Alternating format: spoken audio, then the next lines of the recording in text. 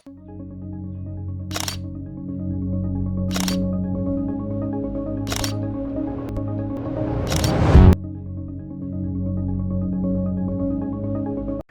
वालेकुम dear students, finally we are back with chemistry 9th।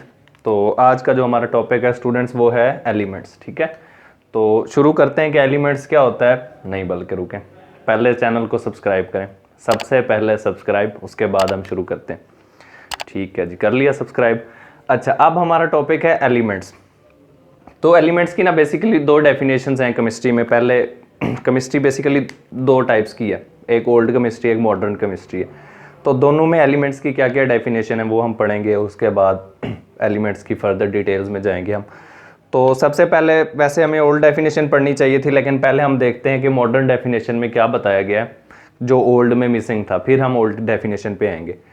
तो modern definition जो है वो कहता है कि element is a substance made up of same type of atoms having same atomic number and that cannot be decomposed into the simple substances by ordinary chemical means। तो students सबसे पहले हमने पढ़ा कि ये इसमें लिखा क्या गया है। तो वो कहता है कि जो एलिमेंट है वो ऐसा सब्सटेंस है जो एक जैसे आइटम से बना होता है। तो सब्सटेंस हमने अपने लास्ट लेक्चर में पढ़ा था कि सब्सटेंस बेसिकली क्या है। तो सब्सटेंस जो है ये प्योर मैटर है। ठीक है, मैटर का वो पीस या मैटर की वो टाइप जो प्योर फॉर्म में होती है उसको हम सब्सटेंस कहते हैं। तो एलिमेंट एक ऐसा सब्सटेंस है जो एक ही जैसे एटम से मिलकर बना होगा। अब हम इसको कैसे पढ़ सकते हैं कि फर्ज कि हमने कोई एक कार्बन का पीस ले लिया छोटा सा। ठीक है, ये कार्बन पीस है। अब इस पीस को हम फर्दर जितने भी पीसेस में डिवाइड करें, छोटे छोटे पीस में, तो उन सब में क्या होगा, कार्बन ही होगा। यानी कि इस पीस के जितने हम पार्ट्स बनाएंगे उन सब में एक ही टाइप के एटम्स होंगे, वो होगा कार्बन। ठीक है, तो एलिमेंट क्या हो गया जी, एक ऐसा सब्सटेंस हो गया जो एक ही जैसे आइटम से मिलकर बना होगा। अब दूसरी बात उसने की कि हैविंग सेम एटॉमिक नंबर, ये AN एटॉमिक नंबर की जगह पे लिखा है। तो हमारे पास क्या हो गया जी, इनका एटॉमिक नंबर एक जैसा रहेगा। जाहिर सी बात है, जब एक चीज़ सेम आइटम से मिलकर बनी हुई है तो उसका एटॉमिक नंबर भी सेम होना चाहिए। तो इनका एटॉमिक नंबर सेम होता है। और आखिरी जो थर्ड बात है वो कहता है can not decomposed into simple substances by ordinary chemical means. ठीक है, तो तीसरी बात क्या की, वो कहता है कि इसको हम आसानी से सिंपल तरीके से ऑर्डिनरी केमिकल रिएक्शन करवा के इसको डिकम्पोज नहीं कर सकते। डिकम्पोज मतलब क्या होता है, किसी चीज़ को तोड़ना, ठीक है, उसके पीसेस के अंदर वो कर देना, डिकम्पोज कर देना। तो अब हम दोबारा डेफिनेशन देख लेते हैं अच्छे तरीके से। मॉडर्न डेफिनेशन क्या कहती है कि एलिमेंट सब्सटेंस का वो पार्ट है जो एक ही जैसे एटम से मिलकर बना होगा, एक बात होगी। दूसरी बात कि उनका एटॉमिक नंबर सेम होगा। तो जाहिर सी बात है, जब atom same atomic number same, दो बातें होगी। और थर्ड बात क्या बताई उसने कि उसको ऑर्डिनरी केमिकल तरीके से डिकम्पोज नहीं कर सकते। कुछ फिजिकल मतलब कुछ स्पेशल हम तरीके यूज़ कर सकते हैं, लेकिन सिंपल तरीके से इसको डिकम्पोज नहीं किया जा सकता। और अब हम देखते हैं कि ओल्ड डेफिनेशन क्या थी, कि उसमें क्या कमी रह गई थी कि हमें मॉडर्न डेफिनेशन की तरफ आना पड़ा। तो जो ओल्ड डेफिनेशन है इसकी स्टूडेंट्स, वो कहता है कि substance could not broken down into the simpler units। ठीक है, ये उन्होंने सिंपल डेफिनेशन कही थी कि सब्सटेंस जो है एलिमेंट्स जो है वो सब्सटेंस का ऐसा हिस्सा है जिसको हम सिंपलर यूनिट्स के अंदर ब्रेक डाउन नहीं कर सकते। यानी कि उन्होंने ये नहीं बताया था कि ये बना किस चीज़ से होता है, वो यानी कि सेम आइटम होते हैं, सेम एटॉमिक नंबर, ये चीज़ें नहीं बताई थी। तो इस वजह से अब ये डेफिनेशन जो है ये हम यूज़ नहीं करते। तो एलिमेंट्स की जो है वो मॉडर्न डेफिनेशन यूज़ की जाती है। ठीक है, अब हम देखते हैं कि एलिमेंट स्टार्ट कहाँ से हुए। तो जो अर्ली एज थी, यानी कि केमिस्ट्री का स्टार्ट था, तो उस टाइम जो केमिस्ट थे उनको सिर्फ 9 एलिमेंट्स का पता था। वो 9 एलिमेंट्स ये हैं जी, carbon, gold, silver, tin, mercury, lead, copper, iron, sulphur. ठीक है, तो यानी कि अर्ली एजेस में केमिस्ट को सिर्फ ये 9 एलिमेंट्स पता थे। अब जैसे जैसे उन्होंने मज़ीद स्टडी करना शुरू किया केमिस्ट्री को, तो नई उन्होंने एलिमेंट्स डिस्कवर करना शुरू कर दिए। तो 19th सेंचुरी के एंड तक जो है हमारे पास 19th सेंचुरी के एंड तक जो है वो 30 63 एलिमेंट्स जो है वो केमिस्ट्री ने डिस्कवर कर लिए थे। ठीक है, तो 19 सेंचुरी के एलिमेंट 19 सेंचुरी के एंड तक जो हमारे पास वो 63 एलिमेंट्स थे, और जो अब केमिस्ट्री में एलिमेंट्स हैं पीरियोडिक टेबल के अंदर वो हमारे पास हैं 118 एलिमेंट्स। ठीक है,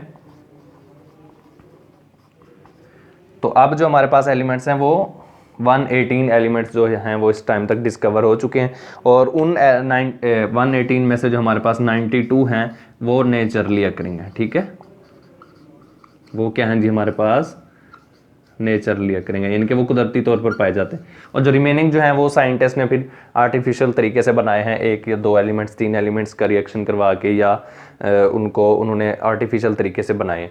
तो ये थी बेसिक हिस्ट्री के एलिमेंट है क्या चीज़, कितने हमें पता थे, कितने फिर आहिस्ता आहिस्ता उनमें डेवलपमेंट होती गई, डिस्कवर होते गए। तो हमारे पास अब जो हैं वो कितने हैं, 118 एलिमेंट्स जो हैं वो डिस्कवर हो चुके हैं। अच्छा जी, अब हम देखते हैं अक्रेंस ऑफ द एलिमेंट्स। ठीक है, एलिमेंट्स की अक्रेंस कैसे, वो कैसे पाए जाते हैं। तो बेसिकली जो एलिमेंट्स हैं वो 2 फॉर्म्स के अंदर पाए जाते हैं। ठीक है, या कंबाइन फॉर्म के अंदर या फ्री फॉर्म के अंदर। अब नेम इंडिकेट कर रहा है, आपको यहाँ से आइडिया होगा। फ्री फॉर्म यानी कि वो अकेले, वो किसी के साथ नहीं होता, अकेले पाए जाते हैं। और कंबाइन फॉर्म ये होता है कि 1-2 एलिमेंट्स या 3 एलिमेंट्स आपस में मिले होते हैं, वो कंबाइन फॉर्म में पाए जाते हैं। अब एग्जांपल देख लेते हैं, इससे एक बात क्लियर हो जाएगी। पहले फ्री की देख देते हैं। हमारे पास जैसा कि हीलियम, या इसी तरह ऑर्गन हो गया, ठीक है, या नियोन हो गया। अब ये ऐसे एलिमेंट्स हैं जो फ्री स्टेट में होंगे, ठीक है, और कंफर्टेबल होंगे, फ्री स्टेट में होंगे और कंफर्टेबल होंगे। तो इस और दूसरा है जो कंबाइन फॉर्म में। ठीक है, तो कंबाइन फॉर्म में ये है कि 2 या 3 एलिमेंट्स आपस में मिले होते हैं। अब लेट्स सपोज हमारे पास एग्जांपल है H2O की, या हम ले लेते हैं NaCl ले लेते हैं। ठीक है, इसी तरह की और एग्जांपल। अब अगर H2O को देखें तो इसमें 2 हाइड्रोजन है, 1 ऑक्सीजन है, तो ये 2 अलग अलग एलिमेंट्स हैं। ठीक है, तो अब ये कंबाइन फॉर्म में पाए गए, यानी कि हाइड्रोजन और ऑक्सीजन आपस में मिले तो वाटर बन गया। इसी तरह NaCl जो है सोडियम क्लोराइड, तो इसमें सोडियम Na एक अलग एलिमेंट है, Cl जो है वो एक अलग एलिमेंट है, तो ये दोनों कंबाइन फॉर्म में है। ठीक है, तो एलिमेंट्स जो हैं वो बेसिकली कंबाइन और फ्री फॉर्म दोनों के अंदर पाए जाते हैं। और अब हम देखते हैं कि मुख्तलिफ जो हमारे पास एक इन्वायरमेंटल सिस्टम है, उसमें मुख्तलिफ जो हमारे पास स्टेट्स हैं, जैसे कि अर्थ क्रस्ट है, ओशंस है, एटमॉस्फेयर है, इनमें एलिमेंट्स की कंपोजिशन क्या है, यानी कि वो किस लिहाज से पाए जाते हैं। तो सबसे पहले हम देखते हैं अर्थ क्रस्ट। ये अर्थ क्रस्ट की कंपोजिशन है, जिसमें हमारे पास ऑक्सीजन जो है ये 47% होती है। ठीक है, और हमारे पास सिलिकॉन जो है ये 28%, और एल्यूमिनियम जो है ये 7.8%। तो ये कंपोजिशन, यानी कि देख सकते हैं आप डिफरेंट एलिमेंट्स जो हैं वो किस परसेंटेज से इसमें पाए जाते हैं। और दूसरी अगर हम एनवायरमेंटल स्टेट देखें तो हमारे पास ओशंस हैं, समंदर।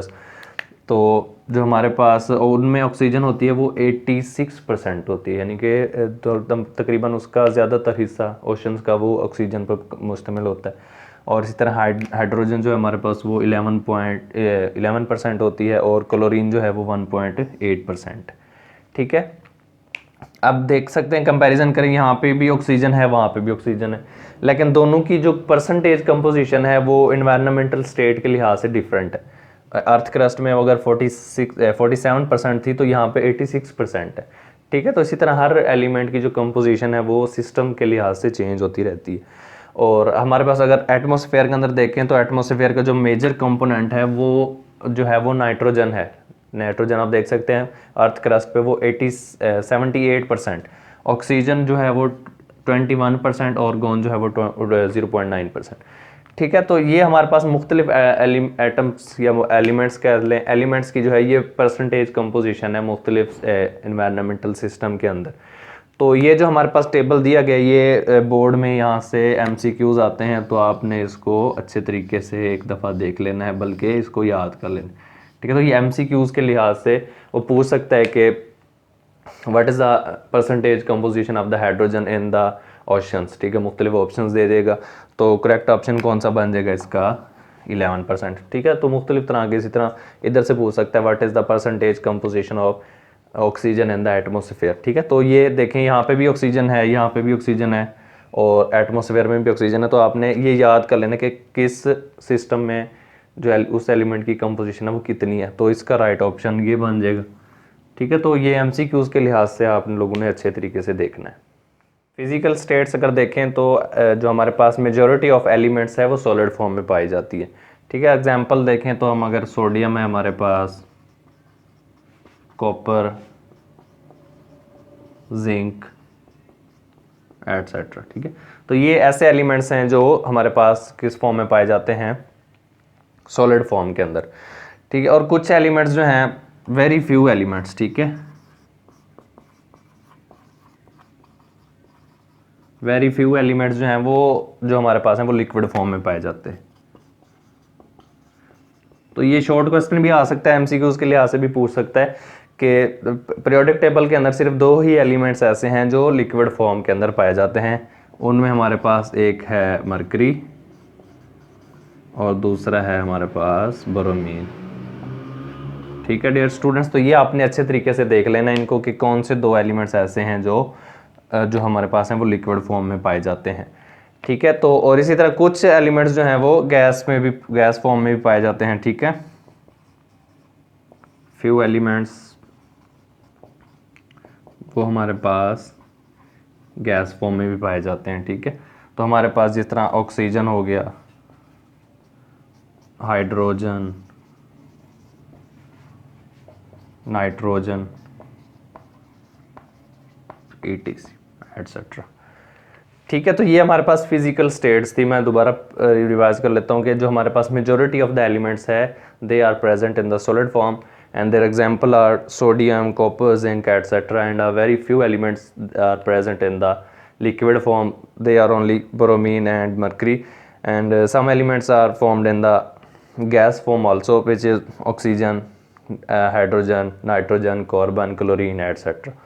ठीक है। तो इसके अलावा आखिरी बात जो इसमें बताई गई है वो ये है कि हमारे पास प्रॉपर्टीज़ के लिहाज से इसकी कितनी हमारे पास टाइप्स हैं, ठीक है। ये तो हमने देखी थी फिजिकल स्टेट्स, और अब हम देखते हैं इसकी जो हमारे पास प्रॉपर्टीज़ के लिहाज से कितनी टाइप्स हैं। अच्छा जी, अब हम देखते हैं अगर एलिमेंट्स की टाइप्स देखें उनकी प्रॉपर्टीज़ के रिस्पेक्ट, तो बेसिकली जो हमारे पास पीरियोडिक टेबल के एलिमेंट्स हैं वो 3 टाइप्स के हैं। तो उनमें जो फर्स्ट टाइप है वो है metals, second one is non metals, and last third one is metalloids.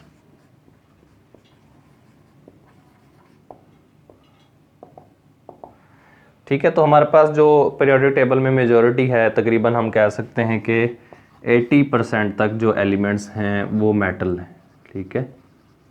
ये वैसे एक पूरा चैप्टर है, चैप्टर नंबर 8, वो हम डिटेल से पढ़ेंगे मेटल क्या होती हैं, नॉन मेटल क्या होती हैं, मेटलाइड्स क्या होती हैं, इनकी फ़िज़िकल प्रॉपर्टीज़, केमिकल प्रॉपर्टीज़, इनकी रिएक्शन, तो वो उस चैप्टर में डिटेल से हम डिस्कस करेंगे। इसमें अब सिंपली आपने यही देख लेना है कि जो हमारे पास टाइप्स हैं वो 3 हैं, मेटल्स, नॉन मेटल्स और मेटलाइड्स, और जो 80% तक एलिमेंट्स हैं वो हमारे पास मेटल फॉर्म में पाए जाते हैं। और जो हमारे पास जो मेटल नहीं होते फिर वो नॉन मेटल्स में आ जाती हैं, ठीक है। तो ऐसे एलिमेंट्स, ठीक है, जो मेटल नहीं है तो वो फिर हम क्या कहते हैं कि वो नॉन मेटल्स हैं। और हमारे पास थर्ड वन जो होते हैं मेटलाइड्स, इनमें मेटल और नॉन मेटल दोनों की प्रॉपर्टीज़ होती हैं, ठीक है। तो ये मेटल प्लस नॉन मेटल, इन दोनों की अगर प्रॉपर्टीज़ किसी चीज़ में हैं, यानी कि वो चीज़ एज अ मेटल भी बिहेव करती है, नॉन मेटल भी बिहेव करती है, या उसकी कुछ प्रॉपर्टीज़ ऐसी हैं जो मेटल से रिलेट कर रही हैं और कुछ ऐसी हैं जो नॉन मेटल से रिलेट कर रही हैं, तो उनको हम कहते हैं कि वो मेटलाइड्स हैं, ठीक है। तो वो कुछ हैं जो मेटलाइड्स हैं, वरना मेजॉरिटी जो है वो मेटल्स होती है और बाकी जो हैं वो नॉन मेटल्स होते हैं, ठीक है डियर स्टूडेंट्स। यहाँ तक ये हमारा फर्स्ट पार्ट था एलिमेंट्स का। यहाँ तक अगर आप लोगों का कोई क्वेश्चन है तो आप लोग हमारे से पूछ सकते हैं कमेंट्स बॉक्स के अंदर, बगैर किसी झिझक के हम आपको उसका रिप्लाई करने की पूरी कोशिश करेंगे। और चैनल को सब्सक्राइब याद करके कर लें ताकि मज़ीद जो हमारे पास लेक्चर्स हैं वो आपको मिलते रहें। अल्लाह हाफिज़।